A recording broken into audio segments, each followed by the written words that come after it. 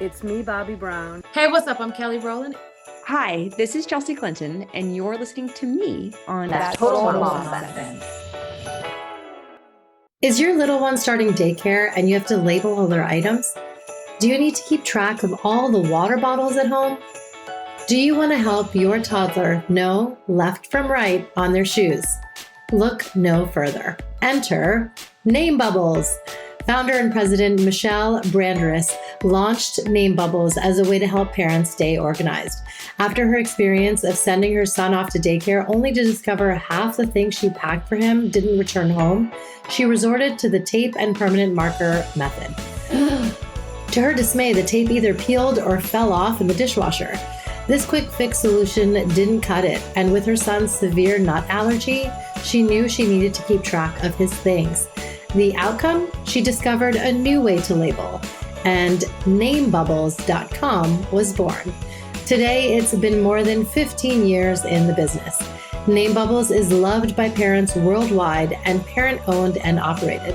The brand ensures it's non-toxic through third-party testing, and the labels are dishwasher safe, laundry safe, microwave safe, and freezer safe.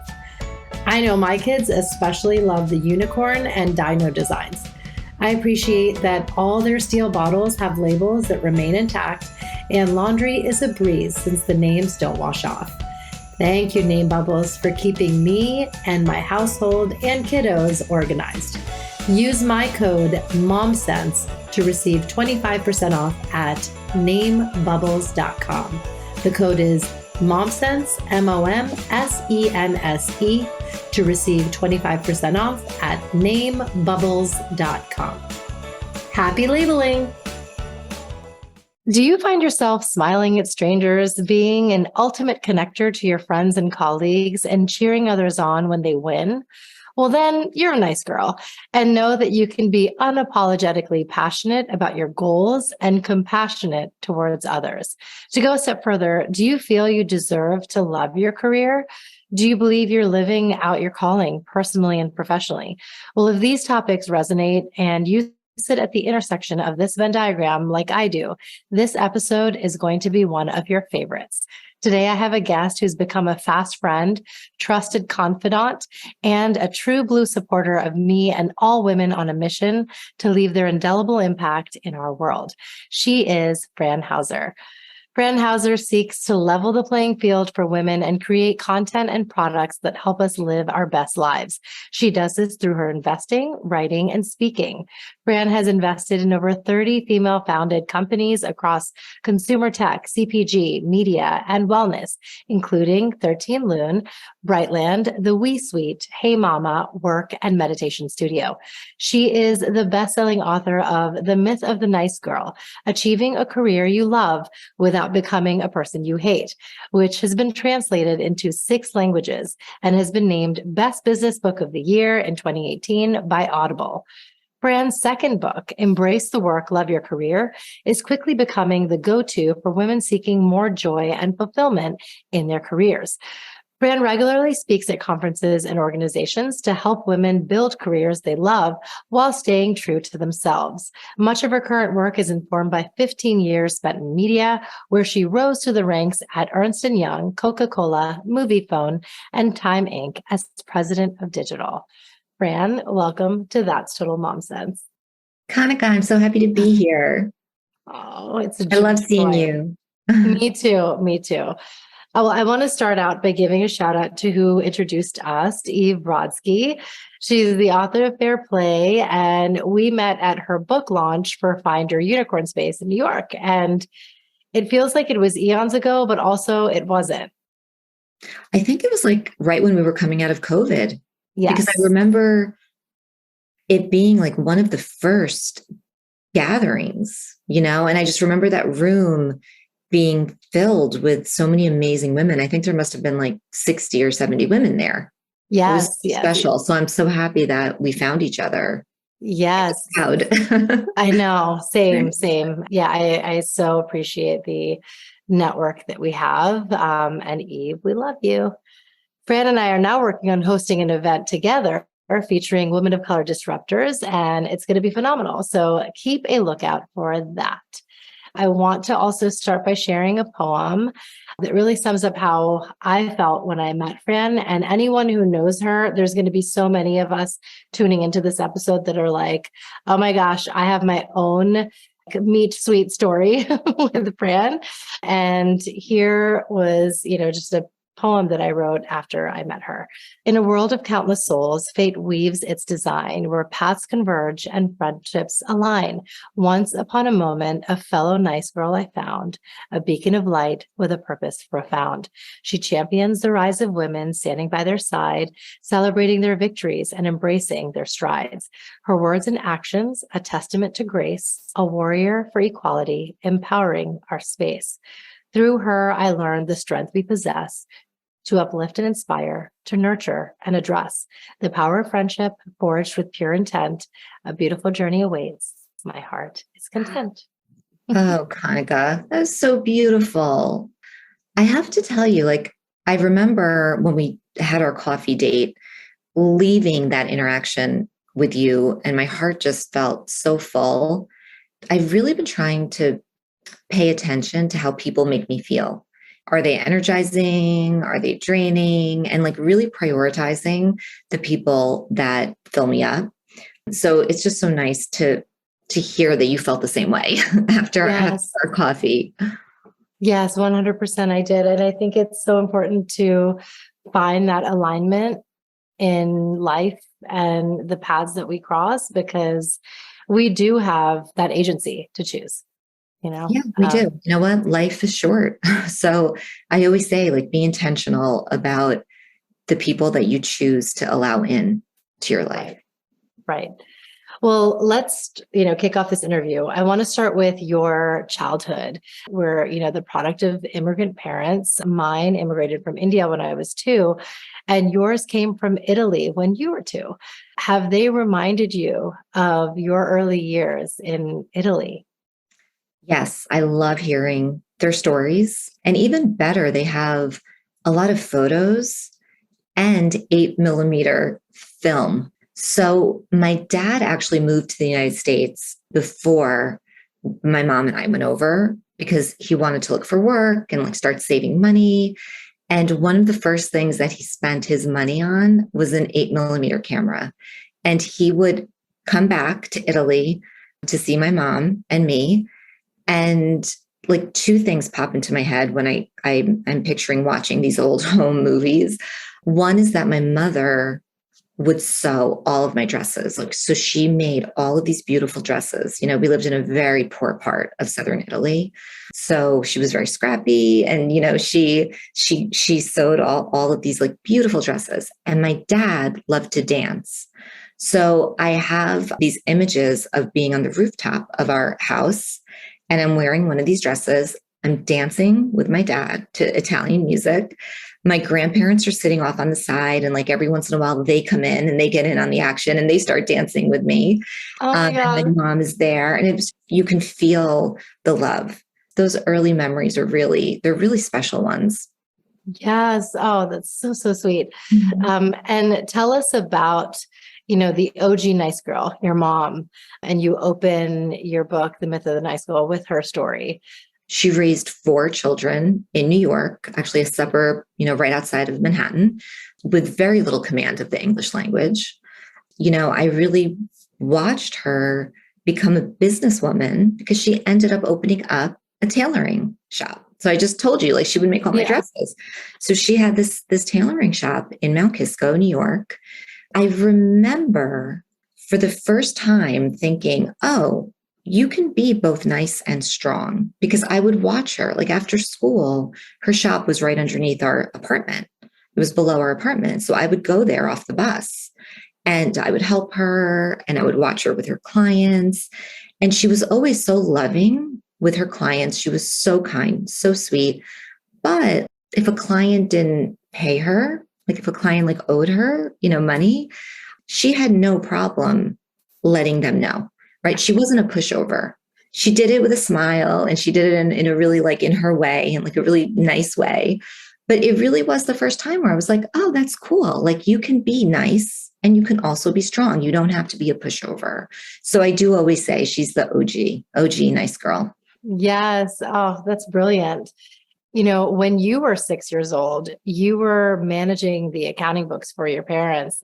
It was a very complicated, I would say I had complicated feelings. Like I was really proud that I could be helpful and that I could contribute, right, to my family. I was the oldest of four, and I was helping my mom and I was helping my dad. Like you said, I was writing invoices when I was in first grade. But then there was a part of me where I was like, I just want to go outside and play, and I did. I had a lot of playtime with my friends and my cousins, in the neighborhood. But it was a little bit of a complicated relationship for sure. But I'll tell you this, Kanika, I never remember complaining. Like I just did it. I knew my parents were relying on me. I honestly, at some points, felt like it was the least I could do because they had sacrificed so much. I mean, to leave, like your parents, right? Like to leave this world. I mean, even just the language, like I still, when I think back to my parents, like I don't know how they did it. I remember with my dad, he had to go find these job sites. He was a landscaper and a stonemason. We had no GPS back then, and he couldn't read English. So it was really up to me to get him to the job site. Like I either had to take directions down, I had to write them down by talking to the client, his potential client, or I'd have to read a map. And like I really 6 years old, 7 years old, 8 years old, I would get him to the job site and then he would memorize the way and go on his own. But, you talk about like being resourceful, being scrappy. I mean, that was a huge part of my childhood. I want to get into your first book, and you kind of opened with a scenario where you had this boss, Jane, and you were working on a project and you kind of overstepped and kind of consulted with her higher up for approval. And you were really just looking to get the project done well. And then because she felt, a little put off by that, instead of having this looming animosity, awkwardness, which is very commonplace in the workforce, you instead invited her to lunch and apologize, which is just take us back to that time and that conversation you had with your boss. Yeah, it was such an aha moment for me because I really did something that was so out of character for me. When you talk about me being a nice girl, like for me to go over her head, I took some really bad advice.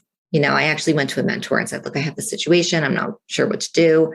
And they literally said to me, like, okay, you need to stop being the nice girl right now. Like this, you need to go over her head. Mm-hmm. And it did not turn out well, right? It really damaged my relationship with her. And I actually have the book here, Kanika, and I was going to read if it's okay. Yes. You. Okay. So I went to Jane the next day and asked her out to lunch. She hesitantly agreed. And as soon as we sat down, I apologized straight from the heart. Jane, I told her, I really messed up. I explained the pressure I was feeling to deliver a fast yes. Knowing how quickly we needed the proposal turned around, I felt in the moment that it would be best to go to Eric right away, I said, but I realized after the fact that I disrespected you and didn't give you a chance. I'm so sorry, and I promise that going forward, this will never happen again. I could see a wave of relief come over Jane, and she graciously accepted my apology. And then for the rest of our time at lunch, I took advantage of the opportunity to get to know her a little better. I learned that she had 2 young girls, et cetera, et cetera. So like, it was really the beginning of us developing a more personal relationship.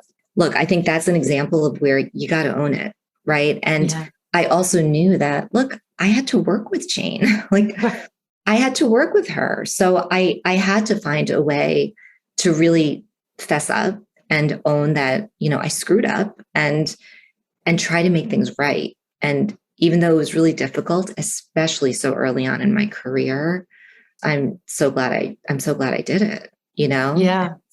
I loved opening with that story because it really showed sort of the, going back to your word conflict, when you're a nice girl and then you're given this advice, right?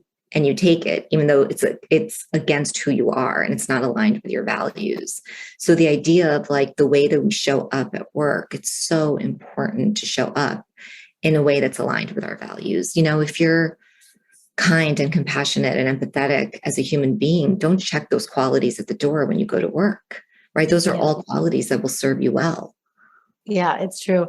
And I think that, something that's become so commonplace in the workforce is just this kind of hating and competition amongst women. And it starts with us before we can win over the patriarchy and try to get rid of any kind of misogynistic ideals that are in society and the boardroom.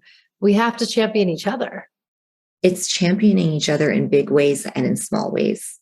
I think about all the incredible women that I've worked with over the course of my career who have stood up for me, who have encouraged me to go for a promotion or to go for that high profile project, who've put in good words for me, who've helped me take credit for work that maybe someone else was taking credit for, so it's all of it. And it's just really being there for each other. It's so important. And I have to tell you, Kanika, that I am seeing more of this now than I did very early on in my career. Like I felt like when I was in my 20s, when I looked up at the women that I worked for and even the women that they worked for, they were growing up in a time where there were very few positions for women at the top. So there was so much more competition. Like it really felt, the energy just felt so different with a lot of those women.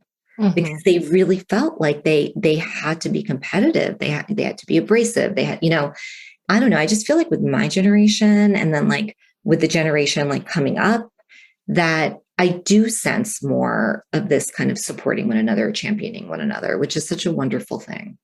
And I love that you wrote your first book about that, kind of galvanizing this movement, because, we spoke about this offline, but it was really the antithesis to other works that were coming out. Why Men Love Bitches and Boss Babes and all of that. Yeah.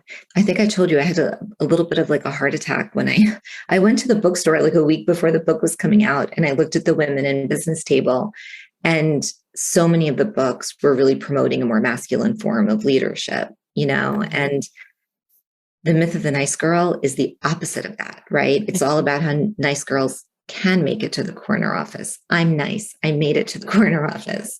Yeah. And this idea of like how you don't have to choose between being nice and being strong.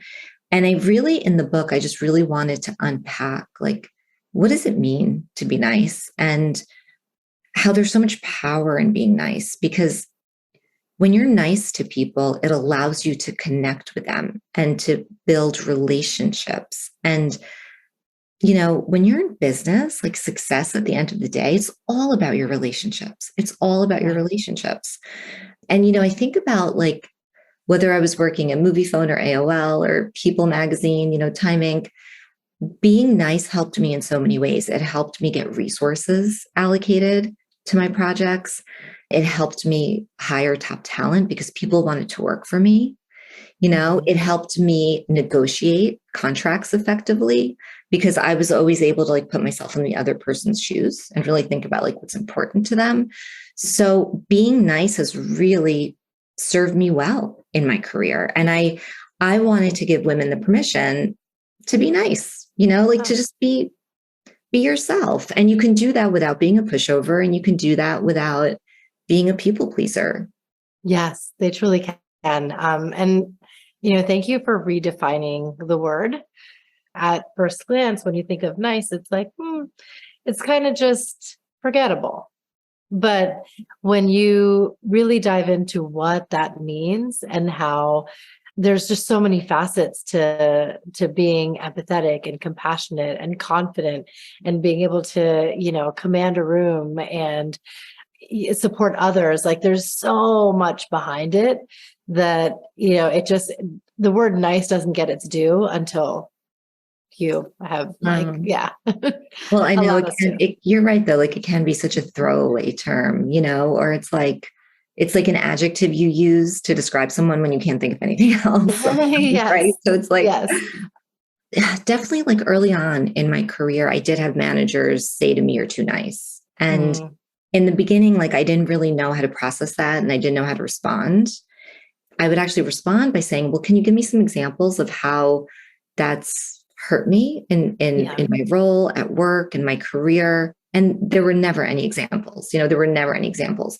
So then I would provide examples of how I saw it actually help me create more value at work. You talk about Ann Moore, former chairman and CEO of Time Inc., and how she was a nice girl, genuinely lovely, and you aspire to be like her. What can we do to make sure that we're kind of taken seriously as leaders? She was so great at creating a psychologically safe environment for people to operate in. So I always felt very comfortable taking risks. I felt comfortable making mistakes. I felt like I could speak up and I would be respected. Like, even if she didn't agree with me, she would still respect me. So I think as leaders, really one of the most important things that we can do for our teams is to create that space. And you really do it by like modeling it yourself, right? Like as a leader, if you are not in agreement with what someone is saying, like the way that you talk to that person in front of everybody, right? Is you're not going to disrespect them, but you're going to say, oh, that's really interesting. Tell me more. I want to make sure that I understand, where you're coming from, like, and have a really healthy dialogue, and debate. So I think that this concept of psychological safety is a really important one. And I've read a lot of research that, just shows it's one of the most important things that we can do as leaders. And by the way, it's something that comes pretty natural to people that are nice and are empathetic and compassionate, right? Right. But she was amazing. One other quick little story. Sometimes in meetings, she would start the meeting by asking each of us to share something that we were grateful for.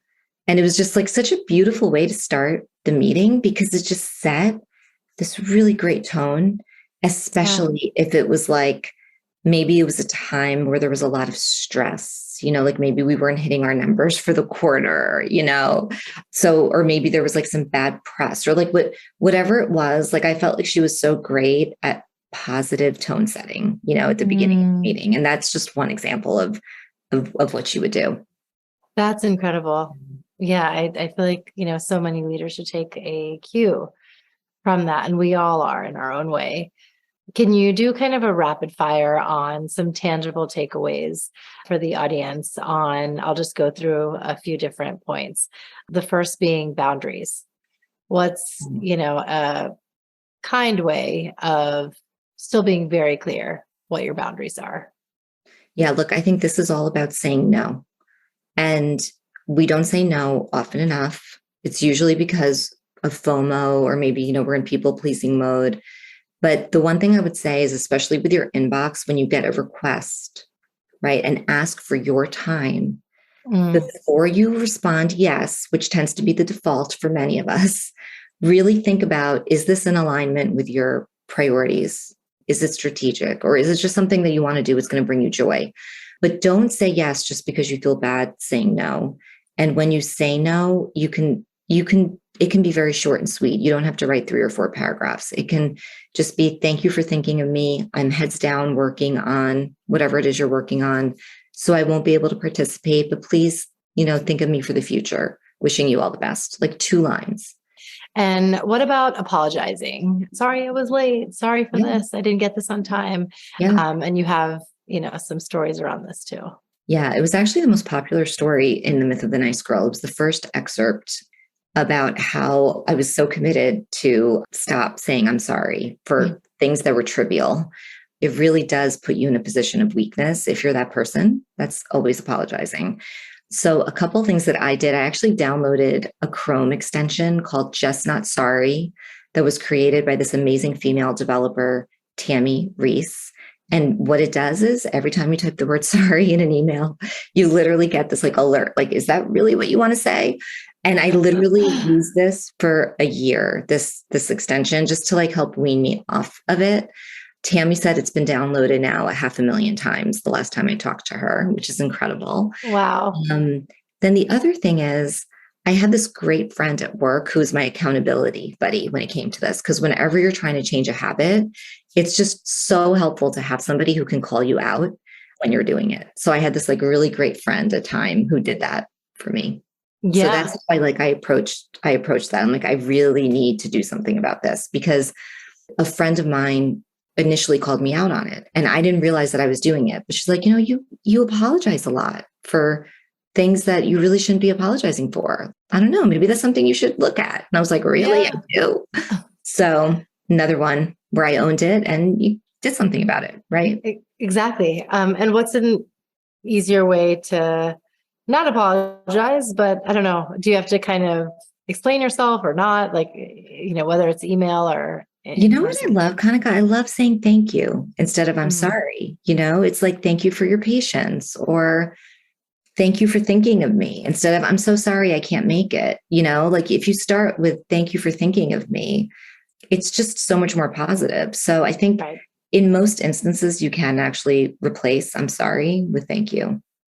What about making sure that we get the credit when it's due? Is there a way to do that that's not like tacky? Yeah. You know what I love? I love using storytelling, using it as like a teaching moment. And what I mean by that is, you're right. I think it feels tacky to just be like, hey, that was my idea. Right. But instead, like if you're talking to your manager, like one-on-one, and they believe that someone else came up with the idea because that person took credit for it, you can bring it up in a way where you're more like telling a story. Like, oh, we were in this meeting the other day and we were brainstorming, and it felt so great when everybody loved the name that I came up with for the product, Or you could say we were actually using this brainstorming technique, this new technique where we blah, blah, blah, blah, blah. It's more of like a learning moment. Yeah, far more tasteful. What about, how oftentimes there are people who humble brag too much? And it's just, is there a way to, share your accomplishments where it comes off genuine and authentic, but not like. When I'm posting on social media, if I focus on value and really adding value, it just made my relationship with social media feel so much more comfortable and authentic. So like if you look at my social media, like 80 to 90% of my posts are advice, insights, sharing experiences that I think might be helpful, like interesting news. Even if I'm like moderating a panel, like, yeah, you'll see pictures of me with my book and, people from the panel with their books. But the caption is always like, what were the takeaways? What can we learn from this? Right. And because I feel like I am creating so much value, I don't mind then sprinkling in promoting like products and services every once in a while, right? Like that feels okay. That feels okay to me. Yeah, I like that shift in the narrative. Yeah, that's great. And if we were to parlay being nice in friendships, someone I met recently, I think you may know her too, Neha Roach of Mother Untitled. We met, I want to say last year, and just same thing, hit it off, fast friendship. And when we had gone to a conference recently, she was in a room with friends and said, who do we think is the nicest girl here? And they all said me. And it was really, really touching. And as much as I was kind of taken aback by that, I thought that's just really sweet, because a lot of these people I've just met. I do have friendships from my past where they still sting because they no longer exist. I think so many of us have this at this phase of our life where, in midlife, you do like this audit of who do you want around you? And I don't know. I don't know if you feel this too, but I'm a really forgiving, giving person. But I don't think it's important to prolong friendships where they're so one-sided and, the female friend is actually too self-serving, maybe even narcissistic and whatever. And it's like that, it's just not a reason to keep being nice. I couldn't agree with you more. And for me, it's interesting you say in midlife, we kind of do this audit. When I did this audit during COVID, when we were in lockdown, I literally remember we were in lockdown. We weren't seeing anyone. And I remember thinking, who am I missing the most right now? Like, who can I not wait to see when we come out? of this lockdown. Yeah. And I was specifically thinking about my girlfriends, and I made a list of them. And they're still up on my bulletin board because I wanted to make sure that I prioritize seeing them. And I really decided in that moment, like, I just don't have the space in my life for any toxicity. Yeah. And here's the other thing that I would say is there are some women that I used to be very close with who I decided I no longer wanted to be close with them. But I changed the format of my relationship with them where like it's more of like a group thing. Like I'll see them in a group setting, which is fine. But I'm not doing the one-on-one anymore. Right. You know, I just want to be like really intentional because I don't like feeling icky. I don't like, you know, like when you, right? So it's, I really feel you on this one. And it's something that we become much more attuned to. I think the older that we get. Do you have advice for nice guys? You know, the things that we've been talking about for women, they really apply to men too. Like I've had men read the book and they've gotten just as much out of it, you know, and I think it's really just about how we show up and not thinking about like, or not framing nice as weak, you know, it's just kind of shifting the narrative. So yeah, I think it's very similar advice, truthfully. In your career, you've made so many pivots, and what you're doing now, I feel like is so part of your core as an investor. So tell us how you got into that. Yeah. Well, so I was at Time Inc. and I'd been there 8 years. And I remember this very profoundly. I was having coffee with Soraya Darby, who back then was a founder. And she said to me that she had so many female friends in New York City who were looking to launch businesses. But when they looked up, there were no female investors or advisors or mentors even for them. And she just looked at me. So I looked at me and said, Fran, I think you could be this person. Like, I really see you. Like, you're such a great mentor. You've mentored all of these, like, you know, professional women over the course of your career. And Kanika, because I was running digital at Time Inc., I was spending a lot of my time meeting with startup founders. Yeah. Because we were looking at like doing partnerships. And then I also learned that only 2% of venture capital funding was going to women. So it all kind of came together where, and wait, let me say this at the same time, my kids were 3 years old and 18 months old.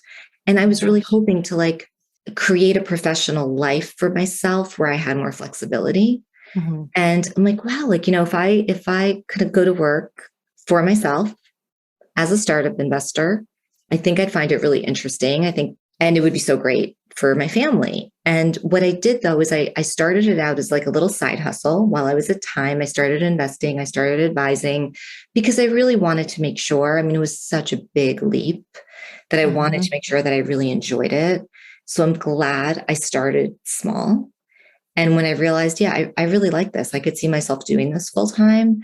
Then it was just getting over the hurdle of being really scared to leave that platform. Like it was such a big platform. I could call anybody and they would call me back. And the idea of like, you know, wow, do I have a strong enough personal brand, like to go out on my own?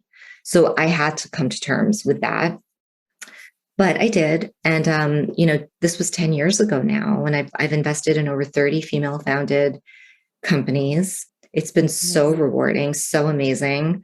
I feel like I'm like learning all the time. I'm like meeting really interesting people. And it goes back to like my love of business, you know, like if you think about starting as a young child with my parents' small businesses, right? And then I had the opportunity to work in corporate America for a really long time and to work at Moviefone, which was a startup, and now to be investing in startups. So I feel like it's like full circle. Someone who wants to pitch to you, what advice do you have? I look for founders that are really open to feedback, really good listeners, not dismissive, which trust me, I've had conversations where it's shocking, you know, like how like you give feedback and it's just like glossed over. So I really love that. I love like active listeners, taking in the feedback. I love seeing adaptability. When you start a company, here's the one thing that I will tell you is that it's going to change. The products are going to change. The services are going to change. Your team is going to change. There's going to be external stuff that happens. So really being adaptable is so important. And the last thing I'll say is that I really want to understand not just what you've accomplished. Like I can see your bio and LinkedIn and, hear your successes, but I want to understand how you accomplish those things. And sometimes it's hard to get at that by talking to the founder. So I do try to do a little bit of back channeling and just, talk to like maybe mutual connections, because I just want to understand like how collaborative is the founder? How do they make decisions? Do they bring people in and all of that? So those are things that I really look for. I look for character and integrity. You want to invest in somebody who's like really passionate about the product that they're launching and hopefully has some experience that they can bring to the table, right?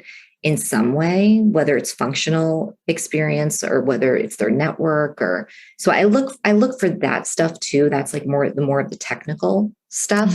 But the personal characteristics that I talked about are really important. The brainchild during the pandemic for you was your second book. And I have that here. That's Embrace the Work, Love Your Career.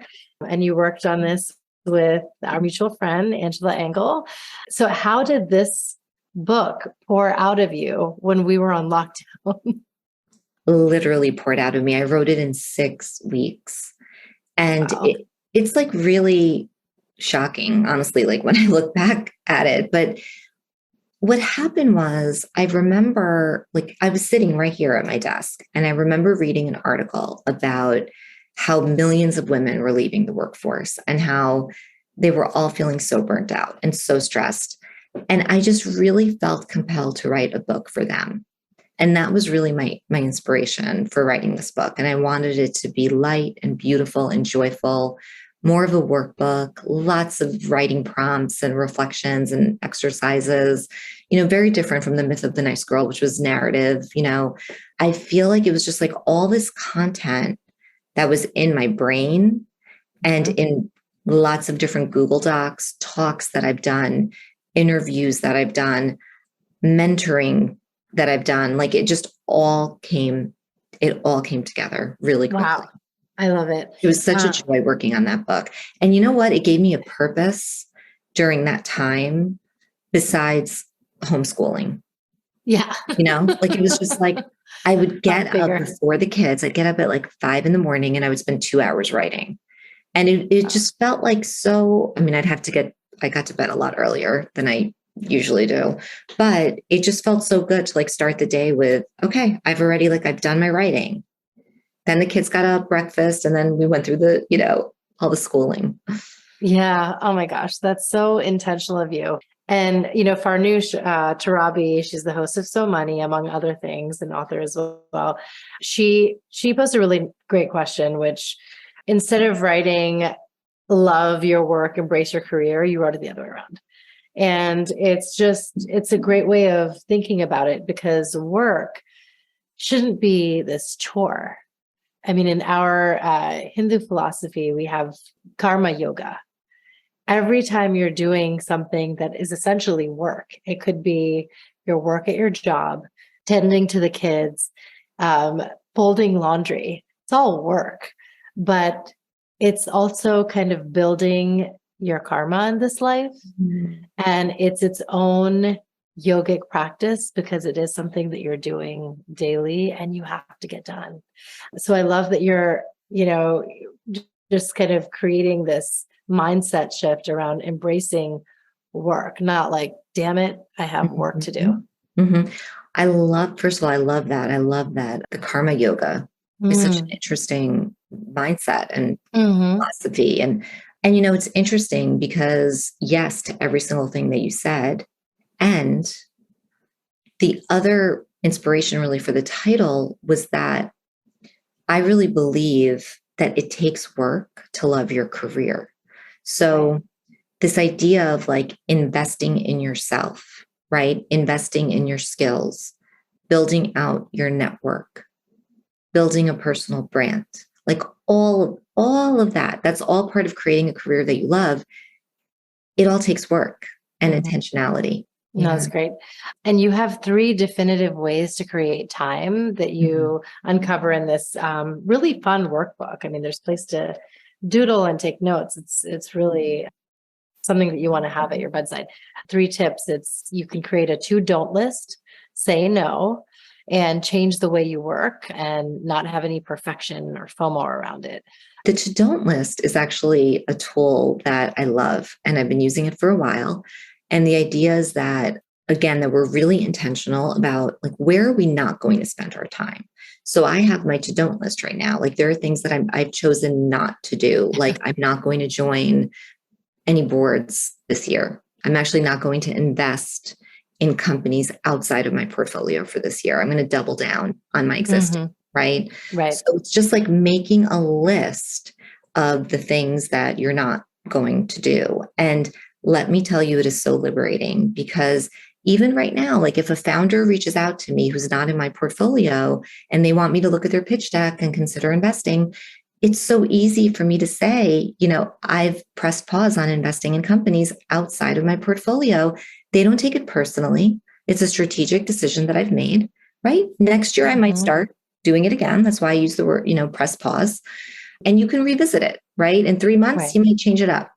So that's one thing. Saying no, we talked about, right? And like the way that you can do that in a way that feels really good. And then changing the way that you work. For me, a big part of that was when I came back after my first maternity leave. And I realized that I didn't want to be working until midnight. I really wanted to get home and be with my baby. And I had to take a hard look at the way that I was working. And I realized that like I was wasting so much time making internal documents look pretty. If I had an idea that I wanted to talk to my boss about, I actually created a PowerPoint deck instead of just like going into her office and sitting on her couch and having a conversation with her about it, right? Like, so I really had to be thoughtful about how I was spending my time, because I read a study that the average person is only productive for like 2.5 hours out of an 8-hour workday, right? So it goes back to like each of us taking ownership of that and having agency and choice around how we work and working in a way that's more effective and more efficient. I realized I was doing one-on-one meetings with each of my direct reports. So that was 8 hours a week. And we were just like, they were just going through their to-do list with me. Yeah. And so I realized, I'm like, you guys, we're not going to do these anymore. Instead, we're going to do a group meeting once a week and get on my calendar if there's a huge obstacle that you need my help with, or you have a new like business idea that you want to talk to me about, and get on my calendar for 20 minutes and we'll just like be really focused on that one thing. And it was just like game changing, So, Totally. So really like taking a hard look at how you work. And the workbook also gives you a chance to think high level and work on your big picture. And you have this acronym RBG, which I love to, it's homage to Ginsburg, but really big goals is what it stands for. And it's something that you should really carve out time. If you can do it daily, great, but definitely weekly. What are those really big goals that you're striving for? I'm curious to know, what are your RBGs? Yeah. Well, so really big goals are part of a career action plan. So like there's a whole section in the book that takes you through how to create a career action plan. And there's 4 areas that I think are like the most important areas to focus on if you want to build a career that you love. Value creation at work, connections, skills, and your personal brand. And I basically take you through, Kanika, how to create at least one RBG, so one really big goal in each one of those 4 areas, because I really believe like it's got to be doable. It's got to be manageable, right? And then the idea is that you have that discipline of like once a week, you're checking in on looking at your calendar, looking at your to-do list. Are they aligned with your really big goals? And there are a ton of exercises in the book that help you figure out what your RBGs should be in each area, but like for me, I'm just in the interest of time, maybe I'll share one of my RBGs with you, right? So if I look at the connections quadrant, my RBG for connections right now is I'd really love to meet more investors that are focusing on consumer packaged goods, because my portfolio companies that are looking to do their second, third, fourth raises, like they're raising money, I'd like to be able to open more doors for them. So that's like, it's very strategic. Like when I think about my connections, my network, and where I want to focus on building it out, that's what I want to focus on. That's my RBG within the connections quadrant. Oh, that's brilliant. I love it. I want to shift gears and talk about your motherhood experience. Can you share how that came to be? It's been quite a journey. You know, it was very difficult for my husband and I to have a family. I went through 3 rounds of IVF that were all unsuccessful, but it was really meant to be, because we ended up adopting 2 amazing boys at birth. They're incredible. They're 11 and 13 now. So we're entering into the teenage years, which is awesome. Wow. It was quite a journey. And I remember being at People magazine, and my friend Nancy Valentino, who was running PR for the magazine, she sat in the office next door to me. She had adopted her daughter, and she saw that I was struggling with IVF. And she came to me and she just said one day, she said, you know, Fran, there's more than one way to have a family. And, you know, she told me her adoption story. And I was like, okay. And she introduced me to her attorney, who I met out in LA. And really the rest is history. And I feel like I love being there for other people who are looking to adopt, because I love sharing my story. And I also love introducing them to this incredible attorney. I've literally helped at this point, like 9 or 10 friends adopt. Oh my gosh. Amazing. Really happy, like adopt, like amazing. So yes. So that idea of like, there's different ways to create family. Yeah. Oh, wow. And what are some of the life lessons that you're passing on to your boys, given that you learned so many as a child? Yeah. So you get to relive your childhood again through them. I know, it's so amazing. And I feel like if I think about the values, like from when I was a child, if I think about my parents, if I think about my grandparents, like it was all about family, you know, like family first, and togetherness and kindness and love and respect and all of those really good things, right? And doing the right thing, you know, is something we talked about a lot. You know, I always say to them, it's really important to me that they feel comfortable talking to me about anything. That's like a huge value in our home. And so far, like they do, like they come to me with everything, you know, and I'm there for them. And I always tell them I won't judge them. It's just been incredible. I love being a mom. It's like the hardest thing in the world. I always say my professional life is like so easy. It's so easy compared to being a parent. And are there any mom sense moments that come to mind? Is there one that you feel like, this is where I trusted my intuition and it steered me on the right path? Yes, I'll tell you. This is a story that I love to share, because when the kids were younger, I signed them up for all these different activities, right? Like all their friends were doing these activities. I signed them up. And what I realized was that a lot of the activities, the kids just didn't enjoy. And it was causing so much stress because they didn't want to go. So it was that like tension of like getting them to go. All the time I spent like getting them to these different activities. And one day I just kind of like woke up and realized, why don't I let them take the lead? Like, let them tell me what they want to do, and lose the FOMO of, oh my gosh, but like everybody else is doing it. Like they should be doing it too. It was just really such a profound moment, because it gave them agency. It gave them confidence.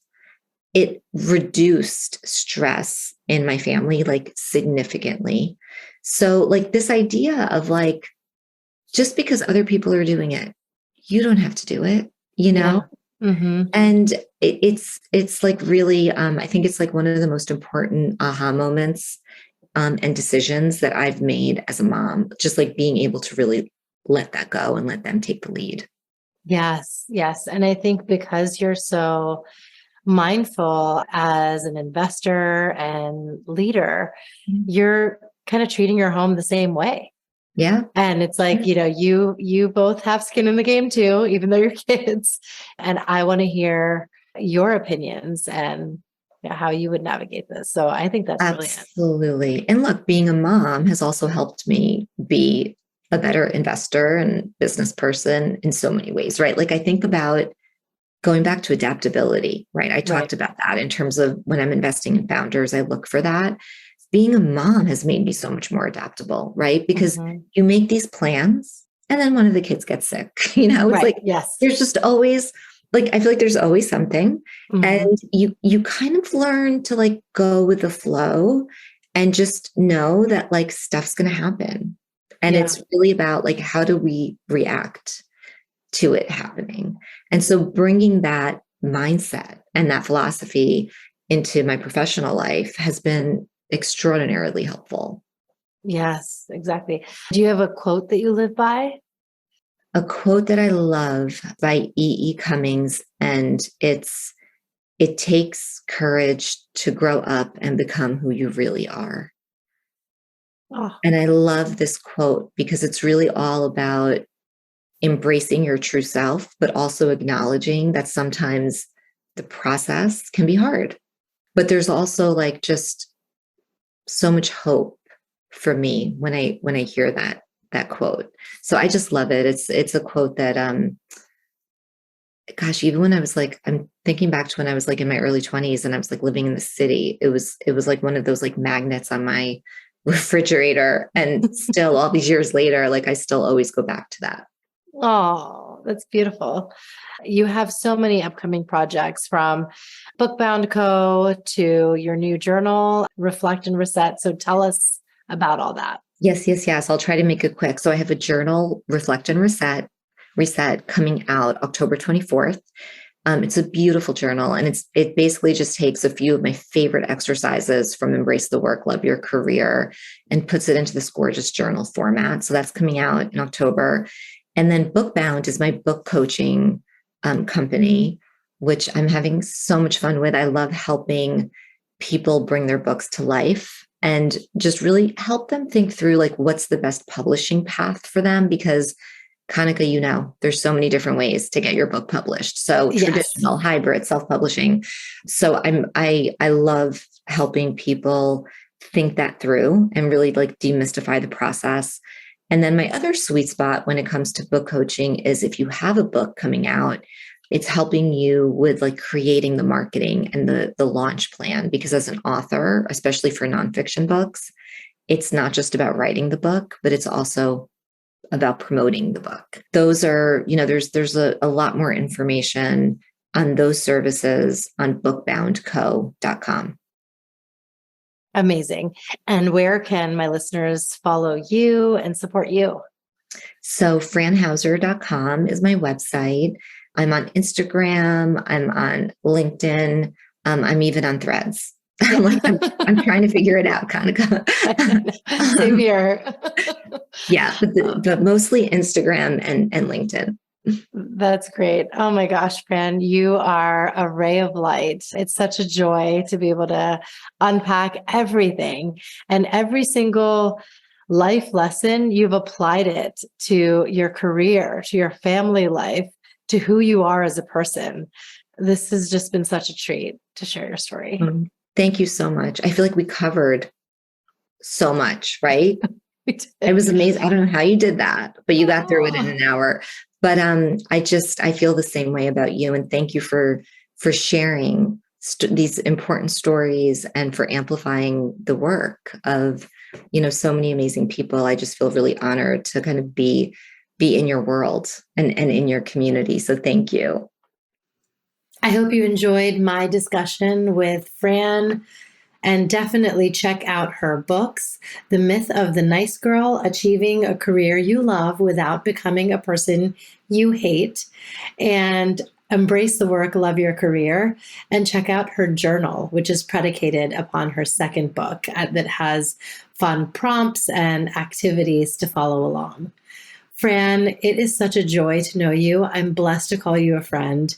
And I'm really excited about the event that we manifested when we met. And it is called The Changemakers. It's happening in New York City on November 15th. It's at the Industrious co-working space in Hudson Yards at 6 p.m. on Wednesday, November 15th of this year, 2023. And we are featuring some powerhouse leaders on the lineup. We'll be having a panel with Tabitha St. Bernard Jacobs, who is an activist and columnist of Raising Anti-Racist Kids and is a senior advisor to the Women's March. Marta Cross, who is the founder and CEO of Apto Skincare, which is available on her website and at Target nationwide. Lisa Mayer, who is the founder and CEO of Boss Beauties. And lastly, but not least, Nina Davaluri, who's the former Miss America, and she is the executive producer of a documentary called Complexion. I can't wait for these women to share their stories of how they've driven change in their industries. And I'm excited that we're partnering with Know Women, KNOW Women, which is led by CEO and founder Sarah Benkin. I am honored to have been awarded one of the 100 Women to Know in America award. And it's great to be able to bring Know to our city, to New York. Thank you all for listening. Be sure to watch this episode with Fran on YouTube. You can just type in That's Total Mom Sense and it'll come up. And you can visit my website, that'stotalmomsense.com, and follow me on Instagram at Kanika Chadda Gupta. Be sure to rate, review, and subscribe to the podcast wherever you listen. It helps a ton with the algorithms, and it helps those who you know will benefit from hearing the interviews on the show. So thanks for spreading the word. Remember, always trust your mom sense and dad sense. Stay strong, super parents. I'll see you next time.